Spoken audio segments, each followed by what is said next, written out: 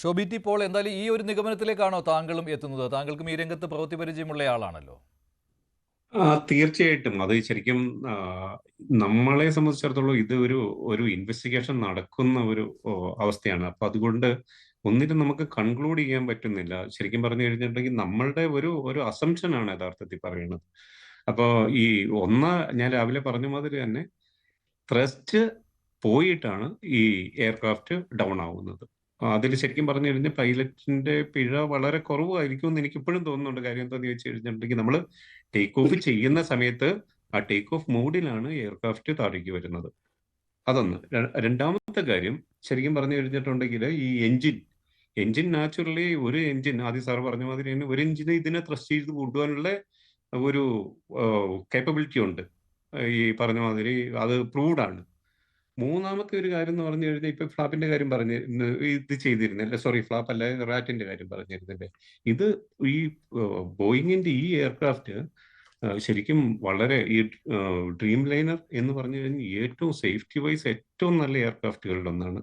അതായത് ശരിക്കും പറഞ്ഞു കഴിഞ്ഞിട്ടുണ്ടെങ്കിൽ ഒരു പൈലറ്റിന് പോലും സപ്പോർട്ട് കൊടുക്കുന്ന ടൈപ്പ് ഈ സേഫ്റ്റി സിസ്റ്റംസും അതിലെ കമ്പ്യൂട്ടറൈസേഷനുമാണ് ഉള്ളതെന്നാണ് പറയപ്പെടുന്നത്.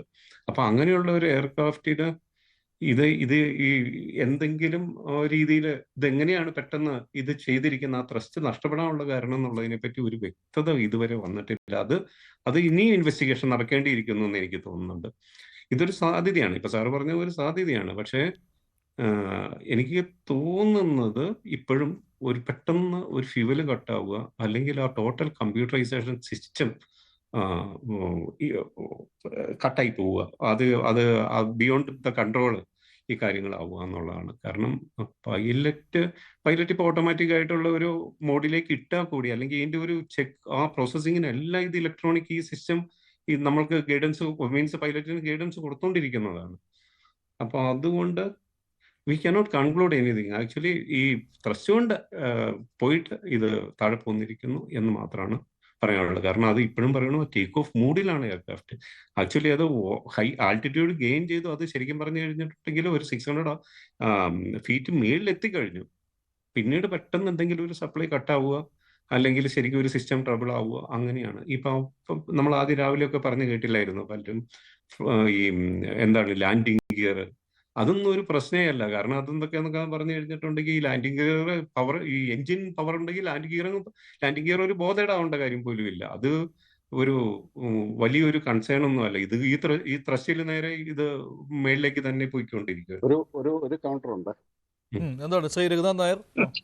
അതായത് പിന്നെ ഷോബി ഇപ്പോൾ പറഞ്ഞത് കറക്റ്റ് ആണ്. ലാൻഡിംഗ് ഇപ്പൊ അത്രയും എഞ്ചിൻ ത്രസ്റ്റ് ഉണ്ടെങ്കിൽ ലാൻഡിംഗ് ഗിയർ പ്രശ്നമേ അല്ല. ഇവിടെ നമ്മൾ നോക്കേണ്ടതെന്ന് പറഞ്ഞാൽ വേണ്ടത്ര ഓൾട്ടിറ്റ്യൂഡ് ഗെയിൻ ചെയ്തിട്ടില്ല, നമ്പർ 1.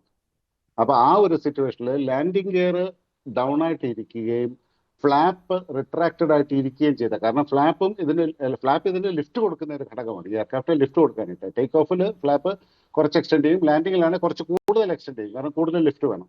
അപ്പോൾ എയർക്രാഫ്റ്റിനെ ലിഫ്റ്റ് കൊടുക്കുന്ന, ഈ എയർക്രാഫ്റ്റിനെ ഫ്ലോട്ടിങ്ങിലാക്കി നിർത്താനായിട്ട് ലോ സ്പീഡിൽ സഹായിക്കുന്ന ഘടകമാണ് ഫ്ലാപ്പ്. അപ്പോൾ ഇനീഷ്യലി അതിന് സ്പീഡ് കുറവാണ്. അപ്പൊ ലാൻഡിംഗ് ഗിയറും കൂടി എക്സ്റ്റെൻഡഡ് ആയിട്ട് നിൽക്കുന്ന സമയത്ത് ഇതിന്റെ പുറത്തുള്ള ഡ്രാഗ് ഒരുപാടായിരിക്കും. കാരണം 3 ലാൻഡിംഗ് ഗിയർ വരുന്നുണ്ട്, വീൽ വെൽ ബേയുടെ ഡോറ് വരുന്നുണ്ട്, പിന്നെ എയർ തീർച്ചയായിട്ടും വീൽ വെൽ ബേയുടെ അകത്തേക്ക് കയറുമ്പോൾ അതുകൊണ്ട് വരുന്നുണ്ട്. അപ്പൊ ഈ ലാൻഡിംഗ് ഗിയർ മെക്കാനിസത്തിന്റെ ഡ്രാഗ് മാത്രമല്ല, വീൽ വെൽ ബേ ഓപ്പൺ ആണ്. അപ്പൊ അതിന്റെ ഡോറയിലുള്ള ഡ്രാഗ്, വീൽ വെൽ ബേയുടെ അകത്തേക്ക് എയർ അടിച്ച് കയറുമ്പോൾ അതിൽ നിന്നുള്ള ഡ്രാഗ്, അങ്ങനെ ഒരുപാട് ഡ്രാഗ് ഇതിൽ വരുന്നുണ്ട്. അതുകൊണ്ടാണ് ടോപ്പ് പ്രയോറിറ്റി ഇവർ എത്രയും പെട്ടെന്ന് ഇതിനെ റിട്രാക്ട് ചെയ്യാനായിട്ട് ശ്രമിക്കുന്നത്. അപ്പൊ ഈ ഒരു കോമ്പിനേഷൻ അതിന് ആ ലിഫ്റ്റ് ലൂസ് ചെയ്യാനായിട്ടുള്ള പോസിബിലിറ്റി ഉണ്ട്. കാരണം സ്പീഡ് താരതമ്യേന കുറവാണ് ഈ ഒരു സമയത്ത്. അതുകൊണ്ട് താങ്ക് യു. ശരി.